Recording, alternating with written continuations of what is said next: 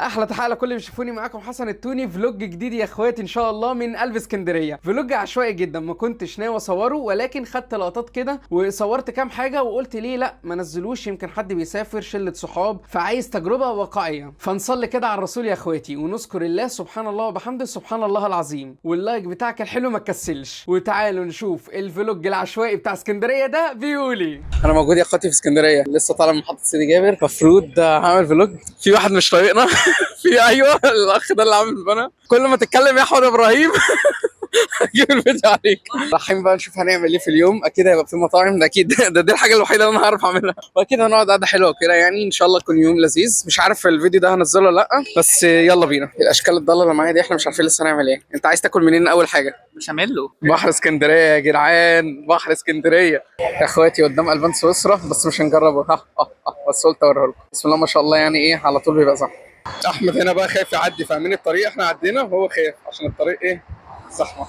يا اخواتي احنا في كافيه اسمه بانوراما. بانوراما لقينا الاسعار فيه حلوه، ممكن كده نطلب فطار ونبعزق الفلوس اول. وربنا ما يقطعها عادة، المايك هنا فصل وكنت بقول اننا هنطلب فطار من كافيه بانوراما الموجود في كامب شيزار. الفطار ب 75 جنيه، بيكون فول وطعمية وبيض اومليت ومعاك السلطة والمخلل والعيش، واحلى فطار قدام البحر كده وجماله يا سيدي على العظمة والمزاج. وبصراحة اتبسطت جدا بالفطار، كان لذيذ، سواء الفول والتحبيشة الرايقة بتاعته، الطعمية اللي كانت طعمها حلو قوي ومش شاربة زيت خالص، البيض الاومليت عادي يعني ما فيهوش حوار. بس اجمالا قاعدة قدام البحر وفطار وتطلب كمان مشروب بتاعك سواء سخنه او ساقع، ومش هتدفع ازيد من رينج 150 ل 200 جنيه. فلا، عظمه العظمه طبعا كافيه بانوراما وبرشحه ليكم.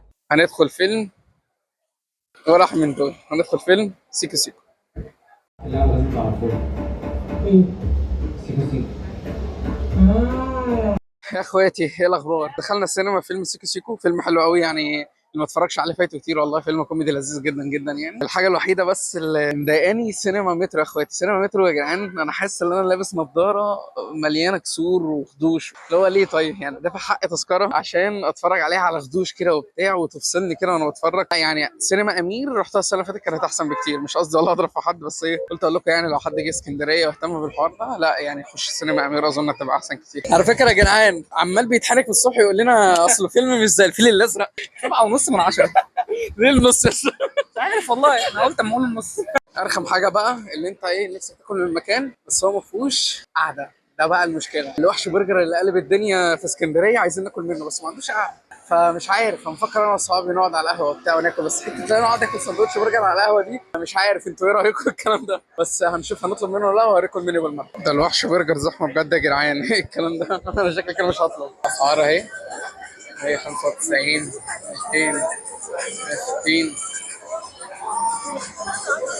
طالما قالوا لنا الاوردر ده من نص ساعه، عيب بقى يا وحش برجر ان انت ما يكونش معاك فكه، فاهم؟ يعني ايه بسم الله ما شاء الله، 200 وميات. مش بحسب ولا حاجه. استلمنا الاوردر يا اخواتي من الوحش، بسم الله ما شاء الله، ربع ساعه بالظبط واستلمناه.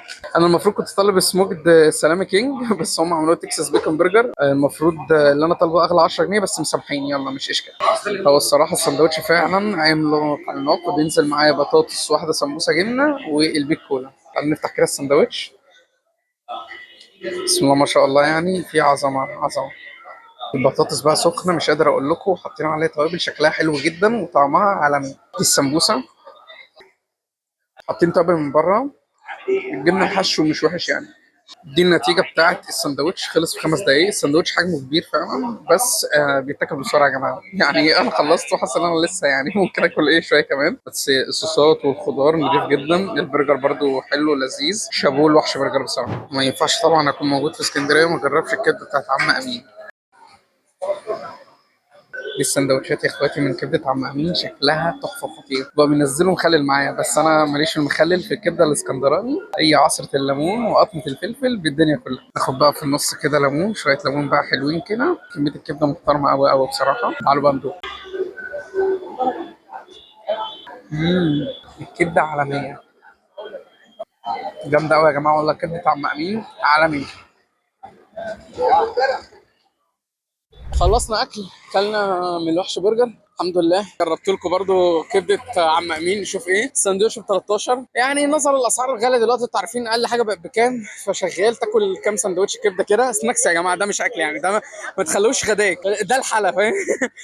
5 6 نصاص كده كبده تاكلهم كده تسخن بيهم. بس دلوقتي رايحين مكان، ده ترشيح احمد صاحبي اسمه جونواز. هو تقريبا معروف اصلا الاسكندريه هنا، بيعمل مشروبات بقى ومخبوزات وحاجات كده. متحمس للتجربه الصراحه، وبيقول لي لازم اجرب القهوه بندق من عنده، عشان القهوه بندق فيها بندق كده بيتاكل والطعم بتاعه بيكون خطير. فتعالوا نشوف جونواز بيقول ايه. بص هنا شكل التارت، الجاتو، القطعه، حاجة تحفة تحفة تحفة الصراحة. عند جماز المخبوزات والتورت والجاتو شكلها خطير خطير خطير الصراحة. طلبت تارت نوتيلا وكانت خطيرة جدا بس مسكرة حبتين. القهوة البندق من جونواز فعلا ما تتفوتش، عالمية. والكابتشينو لوتس رايق قوي لعشاق البسكوت اللوتس، بس اوعى تحط سكر. وختمت اليوم ببشاميل يا اخواتي، هدوقه واقول لكم رأيي.